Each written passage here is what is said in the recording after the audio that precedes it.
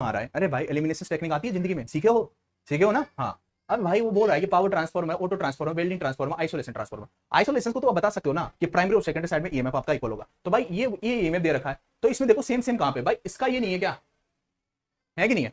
हाँ sir, welding transformer का मतलब क्या समझते हो सर, हमको हाई करंट का रिक्वायरमेंट होता है, सेकंडरी साइड आपको हाई करंट का रिक्वायरमेंट होता है, और हाई करंट का मतलब है वोल्टेज कम होता होगा। हाँ सर, तो वोल्टेज कम होता होगा, तो सर वोल्टेज कम किसमें दिख रहा है सर, इसमें भी दिख रहा है और इसमें भी दिख रहा है सर, देखो सी और डी दोनों में दिख रहा है, बड़ा प्रॉब्लम है सर। दूसरा और भी देख लो भाई, ऑटो ट्रांसफॉर्मर, ठीक है, फिर यहाँ पे भी थोड़ा सा प्रॉब्लम है। पावर ट्रांसफर, हाँ sir, power transformer according to option हम समझ सकते हैं कि हाई केवी रेटिंग, तो हम बोल सकते हैं कि सर इसके लिए ये डी होगा। अगर आप ये भी करके जाते हैं ना, तो आपके पास पहले का 4 है, आप डी है सर, ठीक है। ए का क्या है, ए का 4, ठीक है, कितना होगा भाई, इसका 4 होगा, 4 2 3 1, 4 2 3 1 3, तो पहले पे तो 4 होगा भाई, ये तो हो ही नहीं सकता, ये भी नहीं हो सकता, तो पहले पे 4 होगा और लास्ट में 1 होगा, तो यहाँ पे ये आपका यहाँ से एलिमिनेट हो जाता है, बचता तो यही है। फिर भी हम बाकी भी चेक कर लेते हैं। सर देखो हमारे पास ये ना ऑटो ट्रांसफॉर्मर और वेल्डिंग ट्रांसफॉर्मर, तो अब हमारे पास ये बचा, तो एलिमिनेशन टेक्निक यूज हो गई हमारी। देखो ना ऑप्शन इससे डाला था, एलिमिनेट हो गया ना भाई, वोल्टेज कम करंट ज्यादा। हाँ सर, तो बाकी बचा हुआ ऑटो ट्रांसफॉर्मर स्टेपिंग अप भी कर सकता है, स्टेपिंग डाउन, तो बचा हुआ ऑप्शन किसके लिए मैच खाएगा, इसके लिए होगा।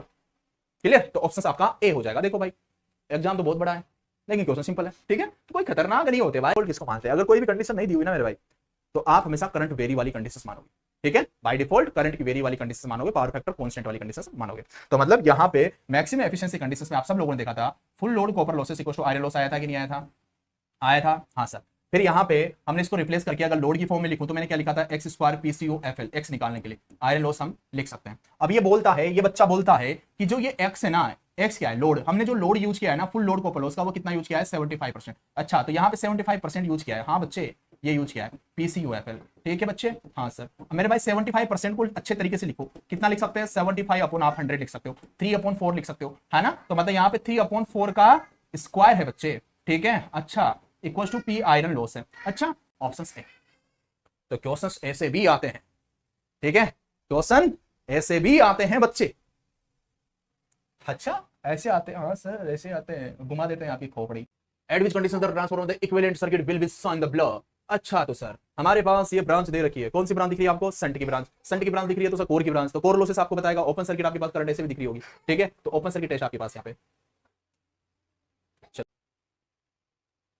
ट्रांसफॉर्मर में है negative voltage regulations if the load power factor is, भाई अभी तो बताया उधर लीडिंग साइड में तो होगा ना नेगेटिव, ठीक है, तो zero power factor, lagging, lagging power factor but not zero, leading power factor, some value of power factor, ठीक है, आपके पास यूनिटी पावर फैक्टर, तो लीडिंग पावर फैक्टर पे होगा, बिल्कुल सही बात है, वहां पे कुछ वैल्यू होगी आपके पास पावर फैक्टर की,